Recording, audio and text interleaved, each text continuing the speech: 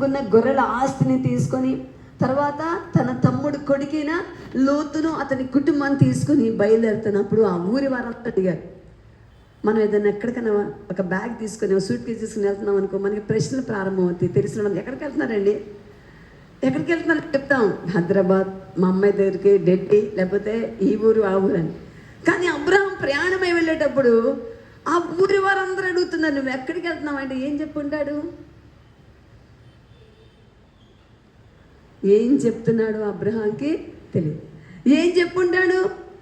అయ్యా, రాత్రి నాకు ఒక దర్శనం కలిగింది, మహాదేవుడైన యెహోవా నాకు ప్రత్యక్షమయ్యాడు, నేను ఒక స్వరం విన్నా, నాతో దేవుడు మాట్లాడు ఏమనంటే, నేను చూపించే దేశానికి నువ్వు బయలుదేరి వెళ్ళన్నాడు. ఆయన నాకు చూపిస్తాడు, నేను బయలుదేరి వెళ్తున్నా. ఎక్కడికి వెళ్ళాలో తెలియదు.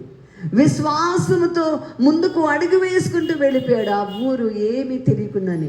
ప్రియమైన వారు చూడండి, బైబిల్ సెలవిస్తుంది, దేవునికి మనము పూర్తిగా లోబడాలి. విశ్వాసమును బట్టి అబ్రహాము దేవుని పిలుపునకు లోబడి తాను ఎక్కడికి వెళ్ళాలో తిరిగిపోయినప్పటికీ ఏం చేశాడండి? బయలుదేరి వెళ్ళిపోయాడు.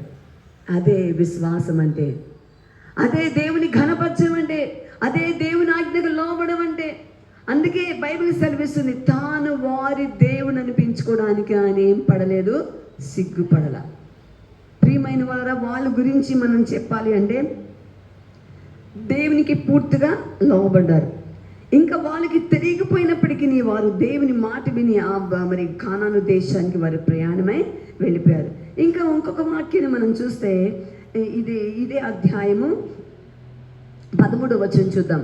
వీరందరూ ఆ వాగ్దాన ఫలము అనుభవింపకపోయినను దూరము నుండి చూచి వందనము చేసి తాము భూమి మీద పరదేశులమును యాత్రికులమై ఉన్నామని ఒప్పుకొని విశ్వాసము గలవారే మృతులు.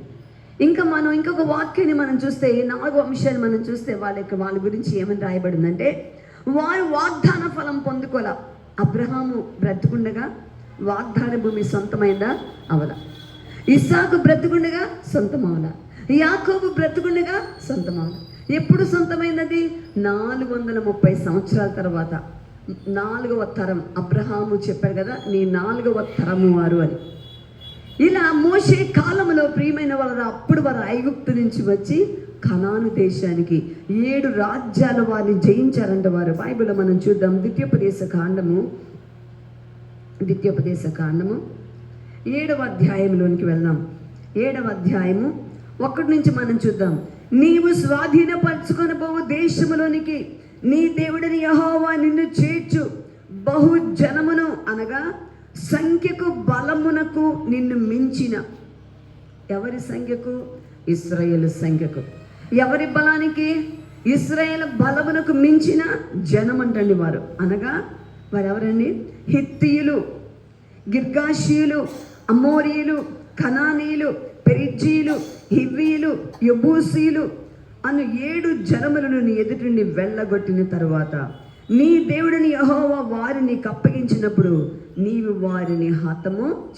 చూడండి, ప్రభు 7 దేశాల వారిని వారి ఎదుట నిలవకుండా వారిని పూర్తిగా నిర్మూలన చేసి యెహోషువ మోషే ద్వారా ఎన్నో యుద్ధాలు జరిగింది. నెక్స్ట్ ఆ తర్వాత యెహోషువ నిలబడి యుద్ధములు చేసి వారిని కనాను దేశంలోనికి చేర్చారు. ఇక్కడ వాక్యం మనం చూస్తే అబ్రహాము, ఇస్సాకు, యాకోబులు వారి జీవితంలో వాగ్దాన ఫలమును వారు ఏం చేయాలా? అనుభవించాల.